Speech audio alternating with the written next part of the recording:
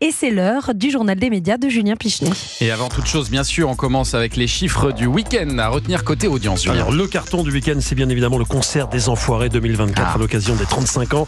C'était vendredi soir, il a réuni 8,5 millions de téléspectateurs. 46% des téléspectateurs étaient ce soir-là devant TF1.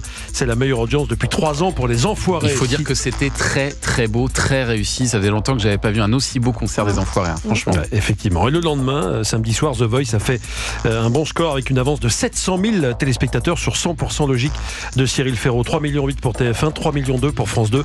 C'est un écart assez rare en ce moment pour le samedi soir entre les deux premières chaînes. Et puis concernant le cinéma du dimanche soir, hier soir, le match des films a été remporté par TF1 avec la première partie du film Dune de Denis Villeneuve. 4 millions de téléspectateurs l'ont regardé.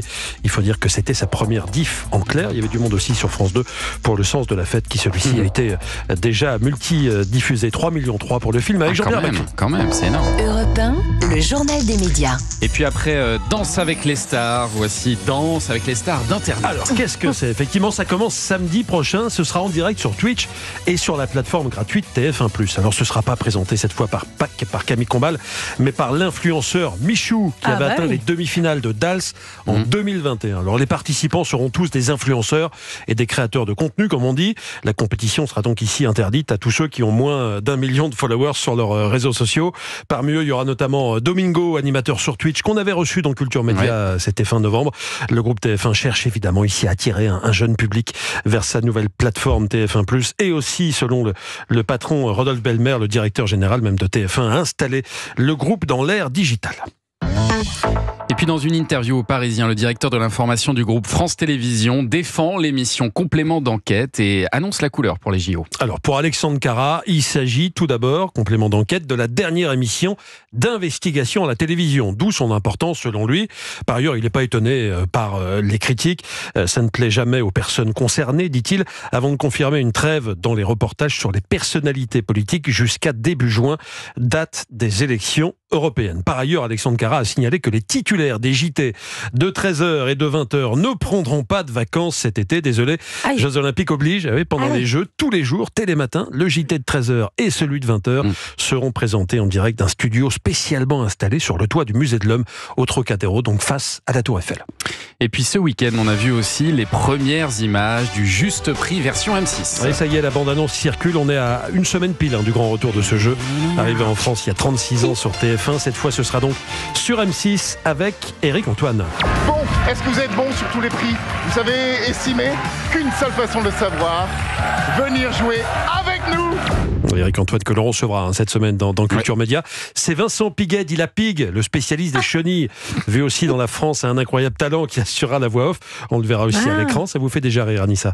Quant à l'équipe cadeau, elle sera composée d'un homme et d'une femme. C'est nouveau. À savoir Caroline Agboton, comédienne, qui a été aussi modèle, et Julien Lassus, comédien lui aussi, vu notamment dans Les Mystères de l'amour. Par ailleurs, on en sait plus sur les cadeaux qui seront proposés. Chaque semaine, il y aura en jeu.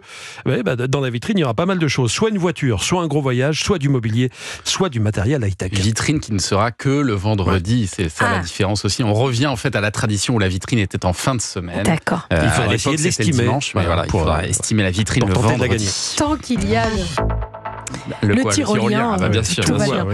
Allez, on parle maintenant de votre concurrence, Fanny Riedberger, mais ce soir face à lycée Toulouse-Lautrec sur TF1, France 2 lance une autre série, La Peste. Oui, c'est un événement parce que La Peste est adaptée, inspirée de l'un des romans les plus célèbres du XXe siècle, La Peste d'Albert Camus. L'histoire est la même, celle d'une épidémie et de sa gestion par les autorités, mais elle se passe cette fois en 2030. Ça nous fait bien sûr penser fortement à ce que nous venons de vivre avec le Covid. J'ai joint Antoine Garceau, réalisateur de cette série. Il a vécu un moment très fort en allant présenter son œuvre à Catherine Camus, la fille de l'écrivain, avec le créateur de la série, Gilles Torrent. Écoutez.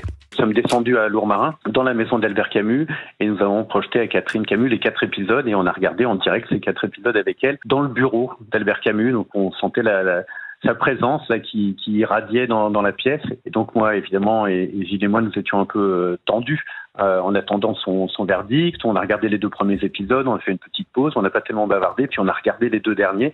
Et au bout des 4e, elle a vraiment applaudi des 2 mains et elle était très enthousiaste et elle nous a dit tout ce que vous avez rajouté aurait beaucoup plu à mon père. Un bel hommage donc de la fille d'Albert Camus au réalisateur et au créateur de cette série. La Peste sera donc diffusée ce soir à partir de 21h10 sur France 2. Mais face à Toulouse-Lautrec, je vous rappelle, lycée Toulouse-Lautrec, ça vous fait peur ou pas cette concurrence, Fanny Rietberger? Qu'est-ce que vous dites? C'est 2 publics différents. Oui, qu'il y a toujours de la concurrence et que on verra. Voilà. La dernière fois, c'était Vortex face à vous. C'était pas forcément plus simple sur le papier. On verra demain avec les résultats. Et puis, cette excellente nouvelle pour finir. La Barbichette Song est sur Spotify depuis ce week-end. Ouais, Thomas et Anissa, vous pourrez enfin écouter ce chef-d'œuvre plus facilement dans les transports ou chez vous. Barbichette Song, qu'est-ce que c'est? C'est cette reprise version punk, dark, new wave qu'Affida Turner a faite de cette fameuse chansonnette enfantine Je te tiens, tu me tiens par la barbichette. Au départ, c'était un gag pour l'émission LOL qui ressort sur Prime Video, un gag qui est devenu sérieux. Affida Turner était venue chanter ça pour tenter de faire rire et donc de faire perdre les 2 finalistes qui s'affrontaient justement au jeu de la barbichette lors de la finale du programme. Écoutez. Attendez, Anissa, s'il vous plaît. C'est complètement fou. Un gag qui est devenu sérieux parce que cette reprise cartonne sur les réseaux sociaux depuis quelques jours. Et d'après Affida Turner, on lui demande de venir chanter cette chanson un peu partout, en boîte de nuit, à la télé. Elle serait surbookée, paraît-il. Viendra-t-elle chanter cette chanson dans Culture Média? Je vous pose la question, Thomas. On y travaille. C'est à vous de décider. C'est vous qui décidez. On va réfléchir. Et c'est donc sur Spotify maintenant. Et qui sait, peut-être que dans quelques semaines, ce sera numéro 1. C'est vrai. Non, mais c'est vrai que c'est tentant. Réfléchissez bien. Merci Julien pour ce journal des médias et merci beaucoup à Fanny Rietberger qu'on retrouve donc ce soir lycée Toulouse-Lautrec, ce soir sur TF1 à 21h10.